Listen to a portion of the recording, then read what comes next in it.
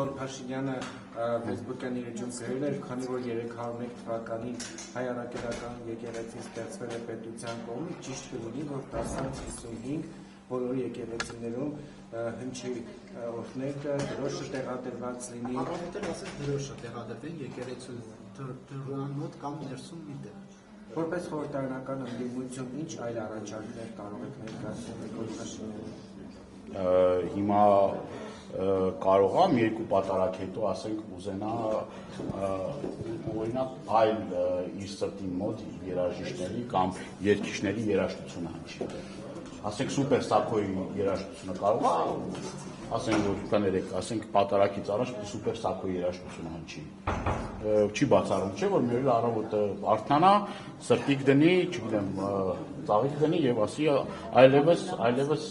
Պարզա չէ որ այս հայտարարությունն է, ինչի մասն է խոսքը։ Այսինքն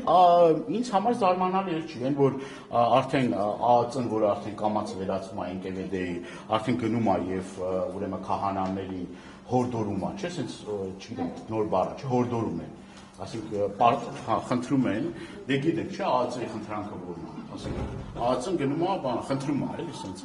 խնդրում են քահանաներին, խնդրում են, որ կաթոլիկոսի անունը զեղչեն, Արցախի անունը չտան, խնդրում են, արդեն խնդրում են։ Դրանից խնդրանք էլ համարում եք։ Չակերտավոր հեգնում եմ, չեք հասկանում։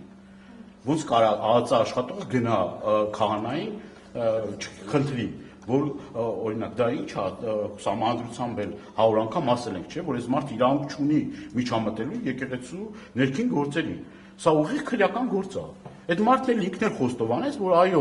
ինքն է հորդորել ԱԱԾ-ին, որ ԱԱԾ-ն էր հորդորի քահանաներին։ Հորդորի հորդոր է, էլի, հորդորում է, որ հորդոր են։ Շիրակի թեմը հրաժարվեց, անգամ այդ Շիրակի թեմի հոգևորականները երբ հրաժարվեցին, անգամ ԱԱԾ-ականների հորդորներից։ Սա ինչ է կարծում, ըստ փորձագետների սա արտագեր նաև։ Հուսով եմ Շիրակի թեմի